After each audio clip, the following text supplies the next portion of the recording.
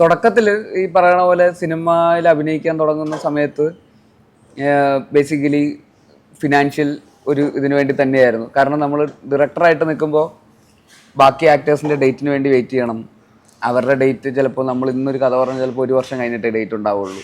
അപ്പോൾ ആ സമയത്ത് ജീവിക്കണമെങ്കിൽ നമുക്ക് വേറെ വഴികളില്ല. ഈ പറയുന്ന ഡയറക്ടർ എന്നുള്ള രീതിയിൽ അൺലെസ് നമ്മൾ ഭയങ്കര ബിസിനസ് അല്ലെങ്കിൽ സ്മാർട്ടായിട്ടും അല്ലെങ്കിൽ ഫിനാൻഷ്യലി ഭയങ്കര പാടായിരിക്കും. ഈ പറയുന്ന എത്ര സക്സസ് ഉണ്ടെങ്കിൽ പോലും ഒരു കുറേ 3-4 സിനിമയൊക്കെ കഴിഞ്ഞാൽ ഒരു സെറ്റിലാവുന്ന ഫിനാൻഷ്യലി നമുക്കൊരു സ്റ്റേബിൾ ആവുന്ന പോയിന്റിലേക്ക് എത്തുള്ളൂ.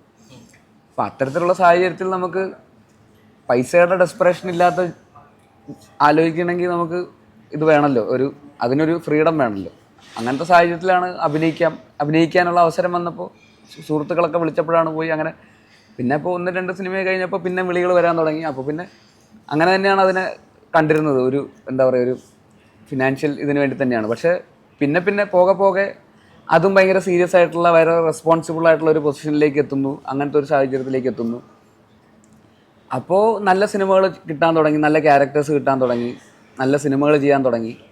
പിന്നെ ലീഡ് റോളിലേക്ക് വരാൻ തുടങ്ങിയപ്പോഴേക്കും കൂടുതൽ റെസ്പോൺസിബിളായി, കൂടുതൽ നല്ല സിനിമകൾ. അപ്പോൾ തുടക്കത്തിൽ അങ്ങനെയായിരുന്നു അതിൻ്റെ ഇൻറ്റൻഷൻ. ലീഡ് റോളിലേക്ക് എത്തിയപ്പോഴേക്കും ലീഡ് റോൾ ചെയ്യുന്നതിൻ്റെ ഒരു എക്സൈറ്റ്മെൻ്റ് ഉണ്ടല്ലോ, നല്ല കുറച്ചുകൂടെ ഒരു സിനിമ ക്യാരി ചെയ്യുന്നു എന്ന് പറയുന്ന പോലത്തെ ഒരു ആക്ടർ എന്നുള്ള രീതിയിലുള്ള ഒരു റെസ്പോൺസിബിലിറ്റിയും അതിൻ്റെ ഒരു എക്സൈറ്റ്മെൻറ്റും.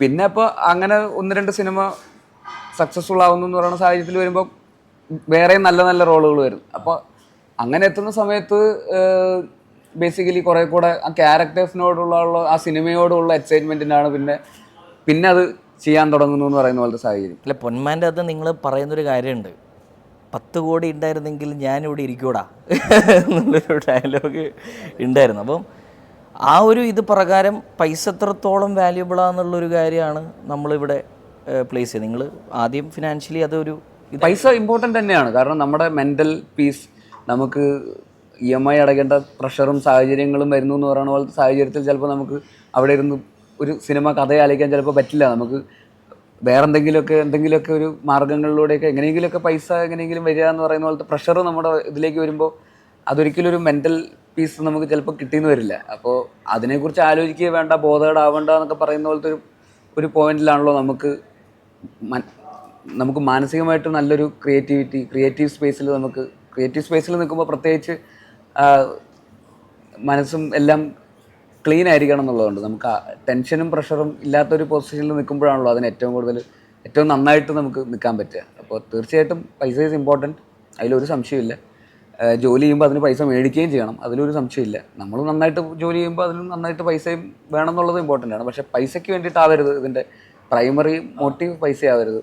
ഡെഫിനറ്റ്ലി നല്ല സിനിമ ചെയ്യുക, നല്ല ക്യാരക്ടേഴ്സ് പ്ലേ ചെയ്യുക, നല്ല സിനിമ സംവിധാനം ചെയ്യുക, നല്ല സിനിമകൾ ഉണ്ടാക്കുക. നമ്മുടെ ജോലിയിൽ ഒരു തരത്തിലുള്ള കള്ളത്തരവും ഉണ്ടാവാൻ പാടില്ല. അതിലേറ്റവും കൂടുതൽ ആത്മാർത്ഥത വേണം എന്നുള്ളത് മാത്രമേ ഉള്ളൂ. അതിന് ബൈ പ്രൊഡക്റ്റായിട്ട് ബോണസായിട്ട് നമ്മുടെ പൈസ വരും. ഫ്ലവേഴ്സ് സ്മാർട്ട് ഷോ ശനി ഞായർ ദിവസങ്ങളിൽ രാത്രി 9:30 ഫ്ലവേഴ്സിൽ.